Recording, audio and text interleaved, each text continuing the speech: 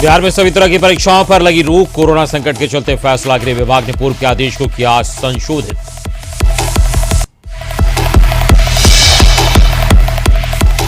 जातीय जनगणना का जेडीयू नेता उपेंद्र कुशवाहा ने किया समर्थन, कहा जातीय जनगणना जरूरी।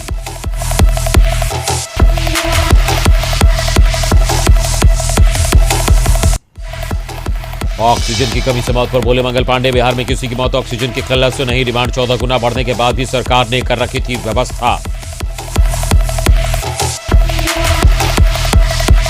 बिहार में बोगस फर्म के जरिए पकड़ी गई 48 करोड़ की टैक्स चोरी। दिल्ली, महाराष्ट्र और उत्तर प्रदेश से जुड़े तार।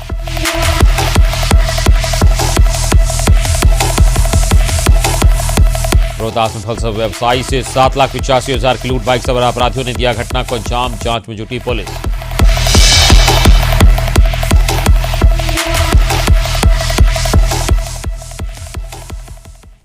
नमस्कार, आप देख रहे हैं हमारा बिहार और मैं हूं आपके साथ अमित सिंह। तो सुर्खियों के बाद खबरों की शुरुआत करते हैं। बिहार में परीक्षाओं पर रोक लगाई गई है। कोरोना संक्रमण को लेकर यह फैसला लिया गया है। गृह विभाग ने परीक्षाओं पर रोक लगाई है और पूर्व के आदेश को संशोधित किया है। इसमें तो बड़ी खबर इस वक्त आपको बता दें कि कोरोना संक्रमण को लेकर यह फैसला लिया गया है और सभी तरीके की परीक्षाओं पर रोक लगा दी गई है। गृह विभाग ने ये रोक लगाई है और गृह विभाग ने पहले के आदेश को संशोधित किया है और जो पूर्व में आदेश दिया गया था उसमें संशोधन किया गया और उसके बाद तमाम परीक्षाओं पर रोक लगाई गई है। तो बिहार में सभी तरीके के परीक्षाओं पर रोक लगाई गई है। कोरोना संक्रमण को लेकर ये फैसला लिया गया है और संवाददाता मरगूब आलम फोन पे इस वक्त जुड़े हैं। मरगूब, संक्रमण को देखते हुए फैसला लिया गया है और पहले के आदेश में संशोधन किया गया है। पहले क्या आदेश दिया गया था और अब जो ये संशोधन हुआ है, कैसे देखते हैं इसको? देखो, दो महत्वपूर्ण निश्चित तौर पर संशोधन है। पहला तो यह है कि विश्वविद्यालय के अंतर्गत कोई परीक्षा नहीं ली जाएगी। उसको राज्य सरकार ने पुनः सारे विश्वविद्यालय के कुलपति को और राज्य के राज्यपाल, जो कह सकते हैं कुलाधिपति होते हैं, सभी वाइस चांसलर होते हैं सभी विश्वविद्यालय के, उनको एक चिट्ठी जारी किया है त्रिपुरारी शरण में, जो चीफ सेक्रेटरी हैं, कि किसी भी हालत में विश्वविद्यालय के द्वारा परीक्षा नहीं ली जाएगी। लेकिन राज्य सरकार ने उसी चिट्ठी में एक महत्वपूर्ण संशोधन ये दिया है कि जो कह सकते हैं कि परीक्षाएं, एसएससी की परीक्षाएं हैं, जो वैसी परीक्षाएं हैं जिनसे कह सकते हैं कि राज्य सरकार और केंद्र सरकार की नौकरियों में अभ्यर्थियों के कंप्लीट होने का मार्ग प्रशस्त होता है, वैसी परीक्षाएं Covid protocol ministry of home का जो निर्देश है उसके अनुसार लिया जा सकता है। ये बड़ी खबर है अपने आप में। और फिलहाल इस संबंध में राज्य के कह सकते हैं चीफ सेक्रेटरी ने एक आदेश जारी किया है और ये पूरा आदेश जो है सभी जिला SP, DM, SSP, DIG. Marghoob, यहाँ पर स्पष्ट करना एक बार फिर से आप बताएं दर्शकों के लिए किस तरीके की परीक्षा पर रोक नहीं लगाई गई है, एक बार फिर से बताइए इसको। विश्वविद्यालय के अंतर्गत जो भी परीक्षाएं होंगी वो परीक्षाएं नहीं होंगी, यह स्पष्ट कर दिया गया है राज्य सरकार की तरफ से।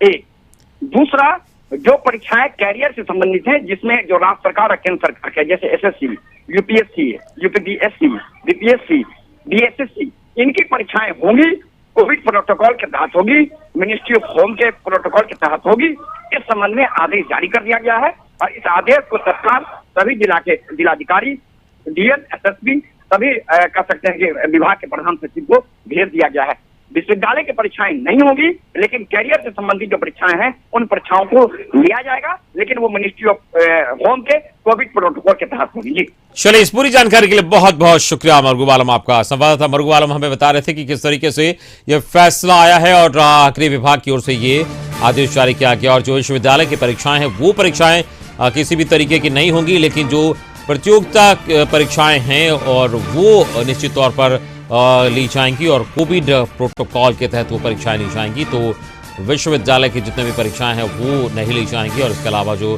प्रतियोगिता संबंधित परीक्षाएं हैं वो परीक्षाएं होंगी, लेकिन वो भी परीक्षाएं जो हैं कोविड प्रोटोकॉल के तहत कराई जाएंगी। केंद्रीय गृह राज्य मंत्री नित्यानंद राय ने लोकसभा में एक प्रश्न के लिखित उत्तर में कहा कि संविधान के बारे में उन्होंने बताया कि विधानसभा में जनसंख्या के अनुपात में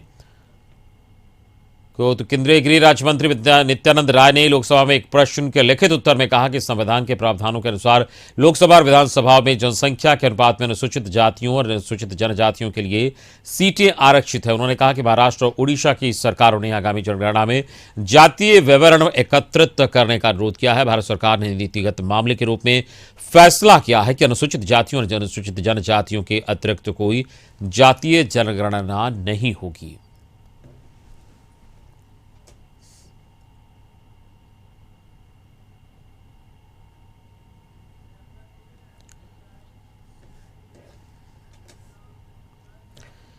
जदयू संसदीय बोर्ड के अध्यक्ष उपेंद्र कुशवाहा ने जुलाई यात्रा के दूसरे चरण की शुरुआत की। इस दौरान जातीय जनगणना के सवालों पर कुशवाहा ने कहा कि जातीय जनगणना होनी चाहिए। कुशवाहा ने जेडीयू की राष्ट्रीय कार्यकारिणी की बैठक को लेकर कहा कि इस बैठक का कोई एजेंडा नहीं है। खुद के राष्ट्रीय अध्यक्ष बनाए जाने के सवालों पर उन्होंने काफी गोलमोल जवाब दिए। अलग अलग न्यायालयों ने कहा है जो भी सरकारी योजनाएं बनती हैं उन योजनाओं का आधार होता है जनसंख्या, और जनसंख्या मालूम ही नहीं है। ओबीसी की कितनी संख्या है उसकी जानकारी नहीं है ठीक से। तो जब तक जानकारी नहीं होगी तो योजनाएं कैसे बनेगी? लेकिन बन जाती है। नतीजा है कि नुकसान ही नुकसान होता है ओबीसी के लोगों को, या दूसरे जो आरक्षण कैटेगरी के लोग हैं उनका नुकसान होता है। इसलिए उसकी गणना और उसका प्रकाशन निश्चित रूप को राष्ट्रीय कार्यकारिणी की बैठक है। कोई जिम्मेवारी किसको मिलने के लिए बैठक नहीं है। आज भी मेरे ऊपर बहुत बड़ी जिम्मेवारी है। आप सब लोगों को मालूम है कि हमने संकल्प लिया है कि जेडीयू को फिर से नंबर 1 की पार्टी बिहार में बनाना है। कम जिम्मेवारी है क्या? बहुत बड़ी जिम्मेवारी है। स्वास्थ्य मंत्री मंगल पांडे ने कोरोना की दूसरी लहर में ऑक्सीजन की कमी से हुई मौतों पर कहा कि बिहार में किसी की मौत ऑक्सीजन की किल्लत से नहीं हुई है। उन्होंने कहा कि सरकार ने ऑक्सीजन की पर्याप्त व्यवस्था की थी। दूसरी लहर में ऑक्सीजन की डिमांड 14 गुना बढ़ गई थी, लेकिन इसके बावजूद सरकार ने पूरी व्यवस्था कर रखी थी। साथ ही तीसरी लहर की तैयारी पर उन्होंने कहा कि इससे निपटने के लिए स्वास्थ्य विभाग ने पूरी तैयारी कर ली है। के संदर्भ में ही बोल सकता हूं। मैं बिहार का स्वास्थ्य मंत्री हूं। बिहार में ऑक्सीजन की जितनी उपलब्धता सरकारी अस्पतालों में, प्राइवेट हॉस्पिटल्स में चाहिए थे, जो हमारे मरीज भर्ती थे, सभी मरीजों को ऑक्सीजन उपलब्ध कराया गया। शुरुआती दिनों में जब कोरोना का सेकेंड वेव आया था तो 16 मीट्रिक टन ऑक्सीजन की जरूरत प्रतिदिन पड़ती थी उस वक्त, ऑक्सीजन, मेडिकल ऑक्सीजन की। लेकिन जब कोरोना का सेकेंड वेव अचानक 20-25 दिन में बढ़ा था तो एक दिन ऐसा आया जब 232 मीट्रिक टन ऑक्सीजन का भी उठाव करना पड़ा। मतलब 14 गुना डिमांड बढ़ गया। अब आप समझिए कि किसी भी चीज का डिमांड 20-25 दिन के अंदर यदि 14 गुना बढ़ेगा तो जो उस सिस्टम को बनाने वाले लोग होंगे। लखीसराय पहुंचे सूबे के पीएचडी मंत्री रामप्रसाद पासवान ने कहा कि बिहार में जनसंख्या नियंत्रण कानून लागू हो। उन्होंने कहा कि मुख्यमंत्री नीतीश कुमार चाहते हैं कि कानून न बनाकर महिलाओं को शिक्षित किया जाए। आपको बता दें कि मंत्री बनने के बाद पहली बार अपने विभाग की समीक्षा करते हुए लखीसराय पहुंचे थे। इस दौरान मंत्री ने अधिकारियों के साथ बैठक कर जिले में पीएचडी विभाग के द्वारा संचालित योजनाओं की जानकारी ली। मंत्री ने यह भी कहा कि जिस काम में तय समय से पूरा नहीं किया गया और इसके लिए कौन अधिकारी दोषी हैं उन पर भी कार्रवाई की जाएगी।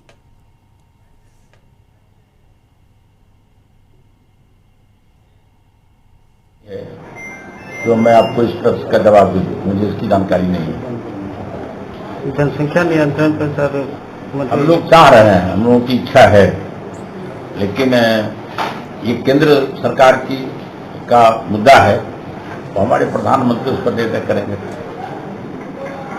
मुख्यमंत्री जी तो कह रहे थे कि समझ हाँ, मुख्यमंत्री जी कहते हैं जो महिलाओं को शिक्षित करके उस काम को करना है।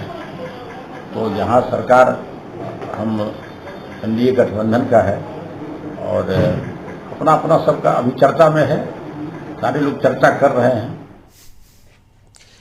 पटना यूनिवर्सिटी के पीएचडी स्कॉलर्स का भविष्य भी कोरोना के कारण प्रभावित हो रहा है। कोरोना की दूसरी लहर से प्रभावित होने के कारण छात्र अपना थीसिस समय पर जमा नहीं कर पाए हैं और कोरोना की दूसरी लहर से यूनिवर्सिटी की कई गतिविधियां बाधित रही है। वहीं बिहार की कई यूनिवर्सिटी जैसे मगध और वीर कुंवर सिंह ने एक्सटेंशन को लेकर नोटिस जारी कर दिया, लेकिन पटना यूनिवर्सिटी और यूजीसी ने इस विषय में कोई नोटिस जारी नहीं किया है।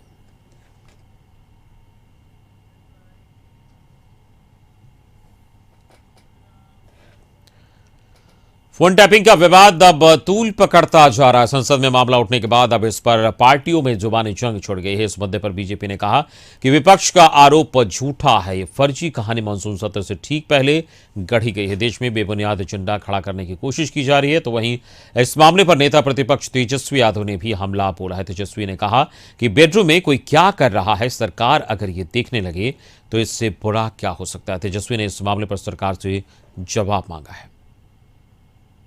और एक संशय का वातावरण जो पूरे देश में बनाने की कोशिश की जा रही है विपक्षी दलों के लिए और प्रमुखता से कांग्रेस पार्टी के द्वारा, उन बातों को कुछ आपके सामने और आपके माध्यम से लोगों के बीच में हम स्पष्ट करना चाह रहे हैं। देखा जाए, ये जो रिपोर्ट आया है, ये रिपोर्ट मुख्यतः किसी फैक्ट्स पर बेस्ड नहीं है, किसी एविडेंस के साथ नहीं आया है। निजता के सवाल पर अगर किया जाए राइट टू प्राइवेसी, तो ये कहीं ना कहीं से बहुत ही दुर्भाग्यपूर्ण है। अगर बेडरूम में कौन क्या कर रहा है, सरकार अगर ये देखने लग जाए तो इससे बुरा क्या हो सकता है, कुछ बचा ही नहीं। और इस तरीके से अगर कोई बात अगर आती है, कहाँ से तरह से कुछ मशीनें लाई गई हैं, दिखाई जा रही हैं, तो वो नहीं लगता कि ये सरकार को इसमें उत्तर देना चाहिए। और इसमें बड़े बड़े लोग जो हैं वो शामिल हैं।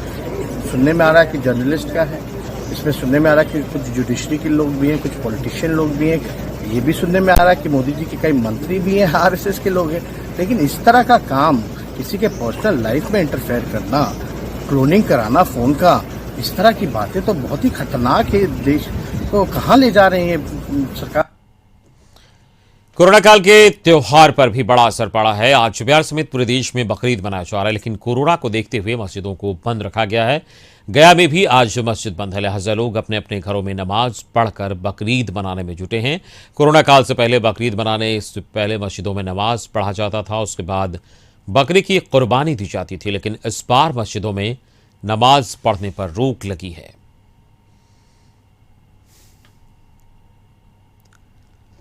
अररिया में बकरीद को लेकर चौक चौराहा पर पुलिस और मजिस्ट्रेट तैनात किए गए हैं। एसडीओ शैलेश चंद्र दिवाकर, एसडीपीओ पुष्कर कुमार समेत कई अधिकारियों ने कानून व्यवस्था का जायजा लिया। इससे पहले 2 दिन पहले शांति समिति की बैठक कर एसडीओ ने कोरोना गाइडलाइन करते हुए बकरीद मनाने की अपील की थी। साथ ही किसी तरह की कोई परेशानी और कोरोना गाइडलाइन का उल्लंघन न हो, इसके लिए पुलिस बल की तैनाती की गई है।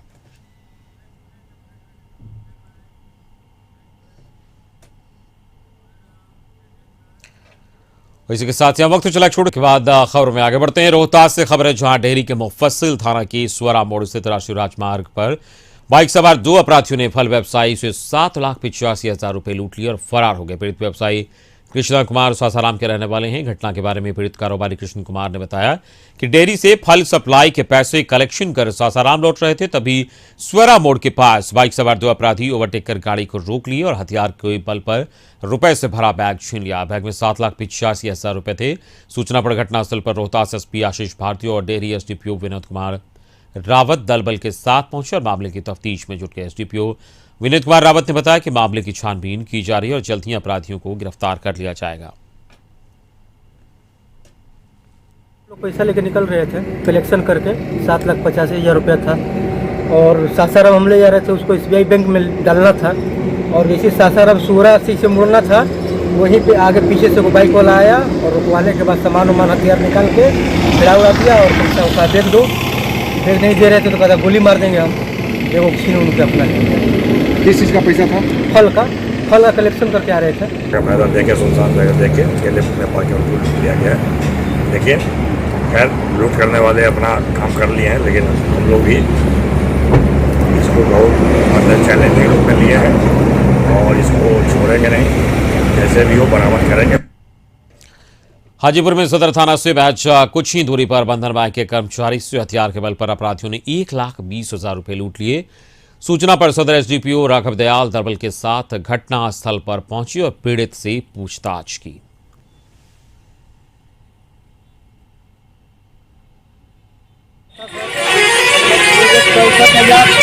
और एक सेंटर से 28,000, एक सेंटर से 35,200, 3 गो सेंटर पर कितना पैसा था टोटल?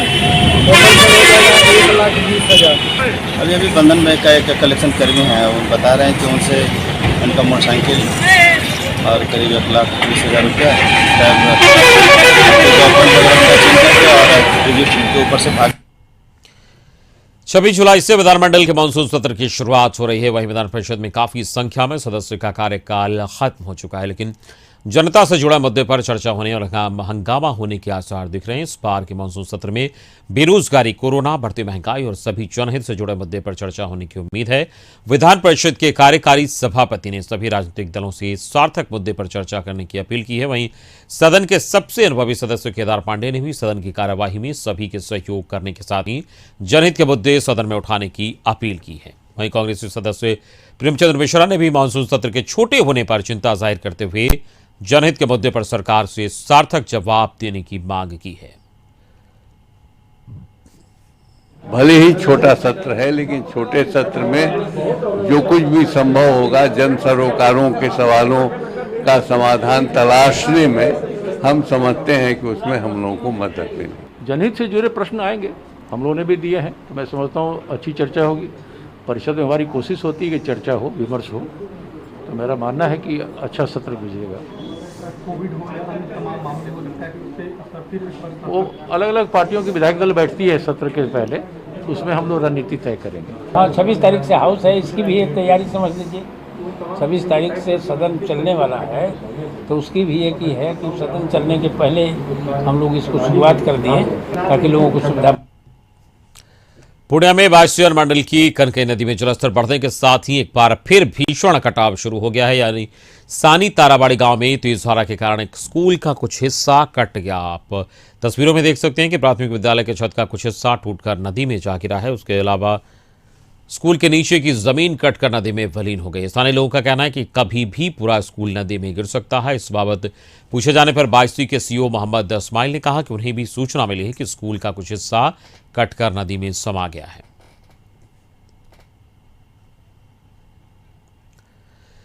बिहार सरकार के जल संसाधन विभाग से सूचना एवं जनसंपर्क विभाग के मंत्री संजय झा और दरभंगा जिलाधिकारी डॉक्टर त्यागराजन ने एनडीआरएफ की पूरी टीम के साथ कुशेश्वर स्थान पूर्वी अंचल के फूहिया बांध का निरीक्षण किया, जहां कमला करे और कोसी नदी का संगम स्थल का भी निरीक्षण किया। मंत्री संजय झा ने कहा कि सीएम नीतीश कुमार भी कुशेश्वर स्थान के बाढ़ के स्थायी समाधान के लिए हमेशा चिंतित रहते हैं। पिछले बार भी उन्होंने हवाई सर्वेक्षण पर कुशेश्वर स्थान का निरीक्षण किया था और इस बार भी हवाई सर्वेक्षण कर कुशेश्वर स्थान बाढ़ प्रभावित इलाकों का दौरा किया। उन्होंने कहा कि उसके बाद विभाग के द्वारा एक योजना बनाई गई है बाढ़ नियंत्रण को लेकर, जिससे हम लोगों ने देखा है और तटबंध 4 किलोमीटर में विस्तारीकरण और मजबूतीकरण का कार्य किया जा रहा है।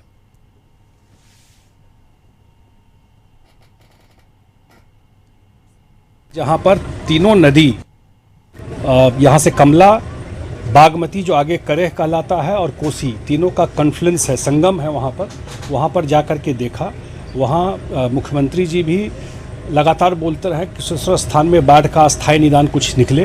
पिछली बार भी वो आकर के देख करके गए थे और इस बार भी आकर के देख करके पूरा एक एक चीज़ हेलीकॉप्टर से उन्होंने देखा और उनका ही निर्देश था। उसके बाद डिपार्टमेंट ने एक योजना बनाया, वो भी हम लोग देखने गए कि इसका एग्जैक्ट इम्पैक्ट क्या होगा। विभाग के इंजीनियर थे, यहाँ 4 किलोमीटर हम लोग टैग कर रहे हैं और उससे कम से कम जो बैक वाटर आता था कुशेश्वर स्थान में वो तो बंद हो जाएगा। अगले साल सितंबर तक इस योजना को पूरा करने का लक्ष्य है। खगड़िया सदर से कांग्रेस विधायक छत्रपति यादव ने उत्तर माड़र पंचायत के भूमि कटाव से प्रभावित गांव का दौरा किया, जहां विधायक ने भूमि कटाव से पीड़ित परिवारों से मुलाकात की और हर संभव मदद का भरोसा दिया। इस मौके पर बाढ़ नियंत्रण विभाग के अधिकारी और कई जनप्रतिनिधि मौजूद थे। आपको बता दें कि सदर प्रखंड की मोरकाही और मधुआ गांव में भूमि कटाव हो रहा है, जिससे कई परिवार भूमि कटाव से प्रभावित हुए हैं।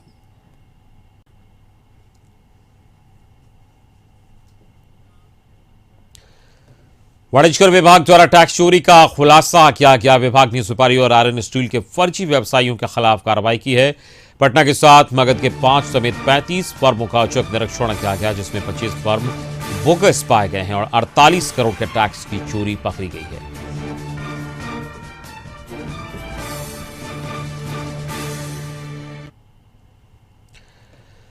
पटना में आतंकवाद निरोधी दस्ता यानी एटीएस ने अनिसाबाद इलाके में फर्जी टेलीफोन एक्सचेंज का पर्दाफाश किया। एटीएस ने मौके से फर्जी टेलीफोन एक्सचेंज चलाने वाले अनिल चौरसिया और सुशील चौरसिया को गिरफ्तार किया। अनिल फर्जी टेलीफोन एक्सचेंज मामले में पहले भी आरोपित रहा है और लंबे समय से फरार था। इसके साथ एक्सचेंज में काम करने वाली 4 महिलाओं को भी हिरासत में लेकर पूछताछ की गई है। इस मामले में गर्दनीबाग थाने में प्राथमिकी दर्ज कराई गई है। दोनों आरोपियों से थाने में ही पुलिस पूछताछ कर रही है। जानकारी के मुताबिक इंटेलिजेंस ब्यूरो के इनपुट पर एटीएस ने यह कार्रवाई की है। बताया जा रहा है कि सरकार और पुलिस की नजर में आए बिना ये लोग फर्जी तरीके से विदेशों में कॉल करते थे।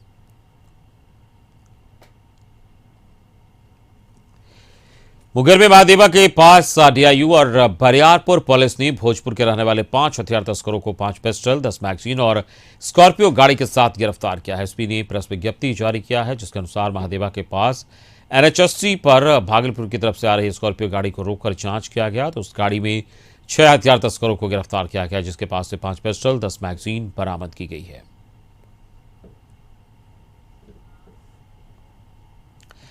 गया के अलग अलग थाना क्षेत्रों में अवैध बालू उठाव का खेल जारी है। बालू खनन पर पाबंदी के बावजूद बोधगया थाना, मगध विश्वविद्यालय, मोहनपुर थाना क्षेत्र के घाटों से रात दिन बालू का उठाव हो रहा है। पुलिस कुछ कर नहीं रही, लिहाजा बोधगया थाना क्षेत्र की बसाढ़ी गांव के लोगों ने एक वीडियो बनाया है, जिसमें ट्रैक्टर से बालू ले जाया जा रहा है। विश्व धरोहर महाबोधि मंदिर, कालचक्र मैदान, पुरातत्व विभाग और अन्य सरकारी भवनों के निर्माण में अवैध बालू की ढुलाई कर काम संचालित किया जा रहा है। रसूखदार लोगों को भी सस्ती दरों पर बालू मिल जा रहा है। बालू का स्टॉक अभी जहां जहां है, लेकिन स्थानीय प्रशासन को इसकी खबर नहीं लग रही। स्थानीय लोगों ने कहा कि अधिकारियों की साठगांठ के कारण बालू का उठाव हो रहा है। नालंदा के रूसरा के चौरबेखा गांव में मंदिर निर्माण के मौके पर कलश शोभा यात्रा निकाली गई। परवेंद्र इंटरप्राइजेज के निदेशक अरविंद कुमार सिन्हा की ओर से मंदिर निर्माण का कराया जा रहा है। बाजे गाजे के साथ कलश शोभा यात्रा गांव से निकलकर मगड़ा गांव स्थित शीतला मंदिर तालाब पहुंचा, जहां जलभरी के बाद वापस मंदिर परिसर पहुंची। कलश शोभा यात्रा में ग्रामीण विकास मंत्री श्रवण कुमार और नालंदा के सांसद कौशलेंद्र कुमार भी शामिल हुए।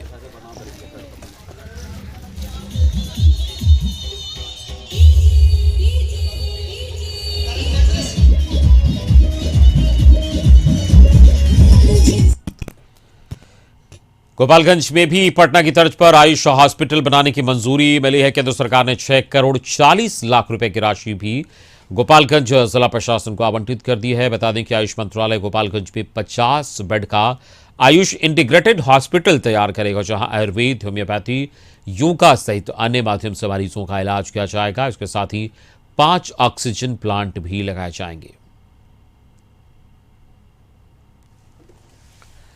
बाढ़ के आदमपुर गांव में एक ट्रैक्टर अनियंत्रित होकर पलट गया। इस घटना में ड्राइवर की मौत हो गई। बताया जा रहा है कि रंजीत यादव खेत की जुताई कर ट्रैक्टर को सड़क पर चढ़ाने लगा। इस दौरान ट्रैक्टर अनियंत्रित होकर पलट गया, जिसमें उसकी मौत हो गई। मृतक ड्राइवर रंजीत यादव बिहारी पेखा गांव के टारा पर निवासी था। मैंने रोड पर चढ़ा रहे थे, ठीक। ट्रैक्टर कहाँ चला रहे थे? खेत में आदमपुर के खंडा में चला रहे थे। आदमपुर का गाड़ी है? तो आदमपुर के जितेंद्र के गाड़ी है, सोनालिका है। वही चढ़ाने में थोड़ा सा नहीं चढ़ पाने के कारण रिटर्न हो गया गाड़ी और सीधे पलटी का आ गया और वहीं पर दब के गाड़ी से। मोकामा बरबीघा राष्ट्रीय मार्ग पर एक भीषण हादसा टल गया। दरअसल तेज रफ्तार पिकअप ने 2 एम्बुलेंस को टक्कर मार दी। इस हादसे में एम्बुलेंस का ड्राइवर घायल हो गया, जबकि एक मवेशी की मौत हो गई। बताया जा रहा है कि अनियंत्रित पिकअप ने घोसवारी अस्पताल की 2 एम्बुलेंस में जोरदार टक्कर मार दी। पुलिस मामले की जांच में जुट गई है। नवादा के गोविंदपुर थाना क्षेत्र में आपसी जमीन विवाद को लेकर हुई मारपीट में एक व्यक्ति घायल हो गया है। घायल युवक को सामुदायिक स्वास्थ्य केंद्र गोविंदपुर में भर्ती कराया गया। दरअसल पीड़ित के अनुसार वो खेत की जुताई कर रहा था, तभी बड़े भाई ने खेत जुताई करने से मना कर दिया, जिसके बाद आपसी मतभेद के कारण हुई लड़ाई में खंती से प्रहार कर उसे बुरी तरह जख्मी किया गया। मामले में थाना में लिखित प्राथमिकी दर्ज करा दी गई है। थानाध्यक्ष ने उचित जांच कर दोषी पाए जाने वाले के विरुद्ध कानूनी कार्रवाई की बात कही है। खेत में जो हर दिए जोतने के लिए गया सर तो रोका दिया, तो गोतिया नया बोला कि छोड़ दो बिहान पंचायत होगा। तो जब घर आए तो उसको मम्मी आया, हम दूसरा के घर में रहते हैं, हम अपना घर झाड़ चूर के उठा रहे हैं, दूसरा के घर में रह रहे हैं। तो दूसरा के घर नलने के लिए उसको मम्मी आई, तो जनियम विभाग कर रहे थे। उसके बाद भैंसुर आया बबलू जो इसको पकड़ लिया, बला रहे तोरा फरिया लो, तोरा इतना रुपया हम रख ले ही से तोरा चुटकिया मुड़ा देबो से तू ही कहाँ हिस्सा नहीं दम ही हिस्सा देता तोर बापा रे। क्या चीज से मार किया है? पूर्वी चंपारण जिले में पहली बार आमजनों के लिए खास सात मुक्ति सेवा रथ और रोटी मशीन और ऑक्सीजन गैस प्लांट का जिलाधिकारी ने लोकार्पण किया। राधा कृष्ण सेवा संस्था ट्रस्ट मोतिहारी में ट्रस्ट के अध्यक्ष डॉक्टर शंभुनाथ और सीकरिया ने अपनी पत्नी संतोष देवी सीकरिया की पुण्यतिथि के जनसेवा के लिए समर्पित मुक्ति रथ मारवाड़ी युवा मंच को समर्पित किया। साथ ही 1000 रोटी प्रति घंटे बनाने वाली स्वचालित ऑटोमेटिक रोटी मशीन जो जिले में आपदा आने पर जरूरतमंद लोगों के बीच भोजन के वितरण के लिए होगा, उसका भी लोकार्पण किया। फिर उसको मारवाड़ी युवा मंच के द्वारा जो है यहाँ पे एक मुक्ति रथ का लोकार्पण किया गया है और यहाँ पे जितने भी उद्योजक व्यवसायी समाज के लोग यहाँ पे उपस्थित हुए हैं, मैं सबको धन्यवाद देना चाहता हूँ कि कोविड के दौर में सामाजिक दायित्व को जो निभाना है उसको याद रखना है। इसके तहत यहाँ पे एक प्रयास किया गया है और पूरे राज्य से यहाँ पे जो है प्रतिनिधि भी आए हुए हैं। इसके अलावा भी यहाँ पे अलग अलग उपक्रम जो है इनके द्वारा किया जा रहा है। शिकारिया हो, राहुल जी हो, पूरी टीम के द्वारा जो है यहाँ पे कोविड में कैसे हम मदद कर सके इस संदर्भ में अलग अलग प्रोडक्ट्स भी बनाए जा रहे हैं।